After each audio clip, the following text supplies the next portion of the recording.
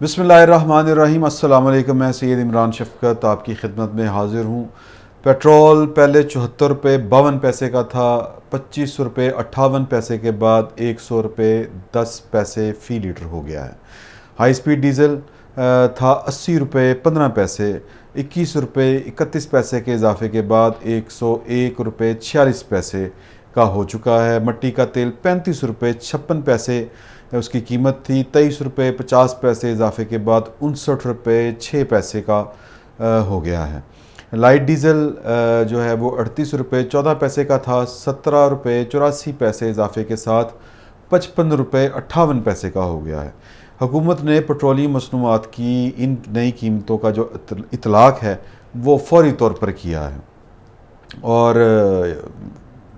क्या कहते हैं कि वक्त से पहले भी कर दिया है। इससे पहले जब पेट्रोलियम मसनूआत की कीमतें कम की गई थी पिछले महीने, तो भी बड़ा हबड़-दबड़ में जिसको कहते हैं ना पंजाबी में, वो वाला काम किया गया कि फ़ौरी इतलाक़ कर दिया गया कि आवाम को कोई रिलीफ़ मिलेगा, मगर रिलीफ़ की बजाय उल्टा अज़ाब आ गया। अज़ाब ये था कि पेट्रोल जो बेचने वाले हैं, पेट्रोलियम कंपनियां हैं, उन्होंने पेट्रोल जो है उसकी किल्लत पैदा कर दी और लोग जो हैं वो परेशान हो गए। पहले यानी कम कीमत के बाद पहले तो वो पेट्रोलियम कंपनियों के मालकान परेशान हुए, फिर उन्होंने लोगों को भी परेशान कर दिया और अब जो पेट्रोल की कीमतों में इजाफ़ा हुआ है, इससे अवाम परेशान हो गए हैं। अवाम तो अवाम है, यानी इनमें से बहुत से लोग हो सकते हैं ना मुख्तलिफ़ ख़याल के, तो वो इमरान खान के मुखालिफ भी हो सकते हैं और जो मुखालिफों को तो वैसे ही बहुत गुस्सा आता है, नून लीग वालों को तो बहुत गुस्सा आता है, इस पे पीपल्स पार्टी वालों को भी बड़ा गुस्सा आएगा। लेकिन इस बार हुआ ये है कि तहरीक इंसाफ के जो सपोर्टर हैं, वोटर हैं, वो भी परेशान हो गए हैं। फ़हद मुस्तफ़ा किसी तारफ़ के मोहताज नहीं, पाकिस्तान की शोबिज़ इंडस्ट्री का बहुत बड़ा नाम है, कंपेयर हैं, एंकर हैं। उन्होंने वज़ीर-ए-आज़म से अपने ट्विटर पर सवाल किया है कि जनाब वज़ीर-ए-आज़म, मैं जानता हूँ मुल्क चलाना कोई आसान काम नहीं, मगर जब आप अपोजिशन में थे तो कहा करते थे कि मुल्क चलाना कोई रॉकेट साइंस नहीं है। आप वो सवाल करते हैं कि आपकी इस बात का क्या हुआ, मतलब वो बात तो हवा हो गई आपकी। तो बराए मेहरबानी मुझे बताएं कि मैंने आपको वोट देकर सही फ़ैसला किया था या नहीं। तो इसी तरह जो अदाकारा हैं वीना मलिक, वो इमरान खान की हमायत में उनके जो सियासी मुखालफिन थे उनको हर तरह की ज़बान इस्तेमाल करके लाजवाब कर दिया करती थी। अब वो तंज़न इमरान खान साहब से पूछ रही हैं कि खान साहब, अवाम ये पूछ रहे हैं कि अब हम थोड़ा सा घबरा लें। तो ये घबराने वाली जो बात है, ये वज़ीर-ए-आज़म ने शुरू में ही कहा था कि आपने घबराना नहीं है, तो अब लोग इसको मजाक बना के वज़ीर-ए-आज़म से पूछ रहे हैं, या ये एक मजाक बन गया पाकिस्तान में। हर दूसरा बंदा इसको आप समझें कि ज़रबुल मुसल की तरह ले रहा है कि परेशान हो जाएं कि ना हो जाएं, वज़ीर-ए-आज़म पर तंज़ हो रहे हैं इस तरह से दूसरे लफ्ज़ों में। और दूसरी तरफ तहरीक इंसाफ की जो मुंतखब पॉलिटिकल क्लास है, वो हुकूमत की नाकामी का ज़िम्मेदार जिन गैर मुंतखब मशीरों को करार दे रही है, उनमें एक मोहतरम शहबाज गिल भी हैं, जो हुकूमत के इस इक़दाम की वकालत करते हुए कह रहे हैं कि यकीन रखिए इमरान खान की हुकूमत अवाम पर कोई इजाफी बोझ नहीं डालना चाहती। पेट्रोलियम मसनूआत की कीमतों में इजाफे को सियासी रंग देना अफसोसनाक है, क्योंकि शहबाज शरीफ साहब और जो दीगर अपोजिशन है वो आड़े हाथों ले रही है हुकूमत को, और अपोजिशन इसी तरह ही करती है। इमरान खान साहब भी यही किया करते थे, ये उनका काम है, वो तो लेंगे। लेकिन असल मसला जो मैंने आपको बताया कि इमरान खान के जो सपोर्टर हैं और जो वोटर हैं, वो भी, मैंने मिसाल के तौर पे आपके दो मारूफ लोग थे वो मैंने आपको बता दिए, और वो ट्विटर पे कह रहे हैं वो भी आपको बता दिया। तो वो जो वकालत करते हुए शहबाज गिल ने जो ख़ित्ते में मौजूद जो दीगर ममालिक हैं उनमें जो मुआजना किया है कि पेट्रोल की कीमत जो है वो क्या है। भारत में वो कह रहे हैं 180 रुपये है फ़ी लीटर, जापान में वो कहते हैं 196 रुपये है, बांग्लादेश में 174 है और चीन में 138 रुपये है। पहली बात तो ये है कि शहबाज गिल साहब की ये इन्फॉर्मेशन ठीक नहीं है, क्योंकि भारत में जो पेट्रोल है वो 81 रुपये फ़ी लीटर फ़रोख्त हो रहा है, और उस पर भी वहाँ के लोग जो हैं वो एहतजाज कर रहे हैं अपनी हुकूमत के ख़िलाफ़ कि पेट्रोल उनके नज़दीक महंगा है 81 रुपये भी। मुमकिन है शहबाज गिल साहब ने हिसाब जो है वो फ़ी लीटर का नहीं 2 लीटर का लगाया हो, खैर जो का पार्ट, मगर इसके बावजूद शहबाज गिल साहब ने जो मुआवजना करते वक्त वो शायद ये भूल गए कि जिन ममालिक की वो बात कर रहे हैं वहाँ के अवाम की कुव्वत ख़रीद क्या है, ये वो उनके जहन से निकल गया।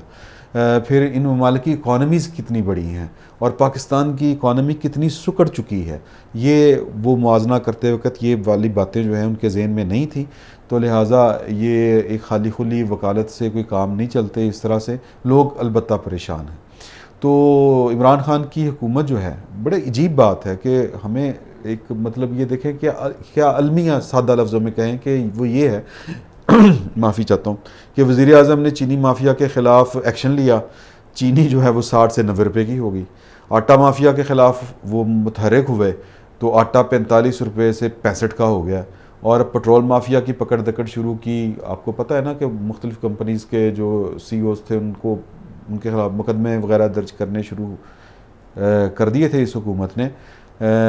लेकिन इस पकड़ दकड़ से जो है वो नतीजा ये निकला कि अवाम बेहाल हो गए, पेट्रोल शार्ट हो गया। तो इसमें यकीनन इमरान खान की हम ये कह सकते हैं कि कोई बदनीयती नहीं है।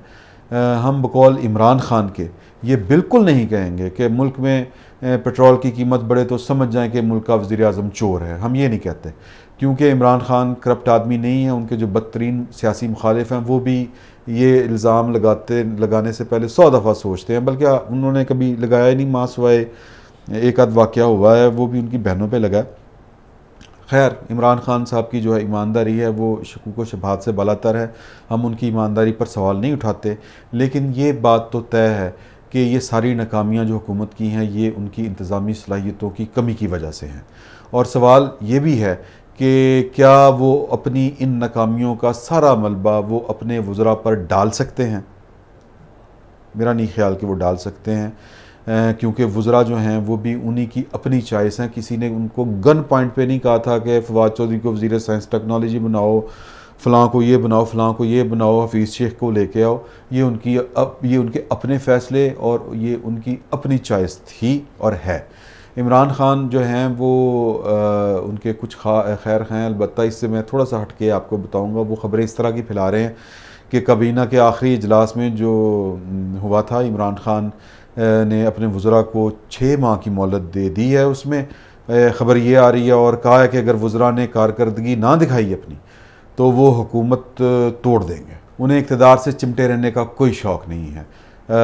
मैं तो इक़्तिदार के शौक़ में नहीं आया, पाकिस्तान के हालात बदलने आया था, मुझे कुर्सी का शौक़ नहीं है। इस तरह की बातें उन्होंने अपने वज़रा की डांट डपट करते हुए कही हैं। मुमकिन है ये ख़बर दुरुस्त हो, क्योंकि इमरान खान जो हैं वो बोल्ड फ़ैसले करने के आदी हैं और कोई बड़ी बात नहीं है कि अगर वज़रा ने अपनी कारकर्दगी ना दिखाई तो इमरान खान ये बोल्ड फ़ैसला भी कर ले।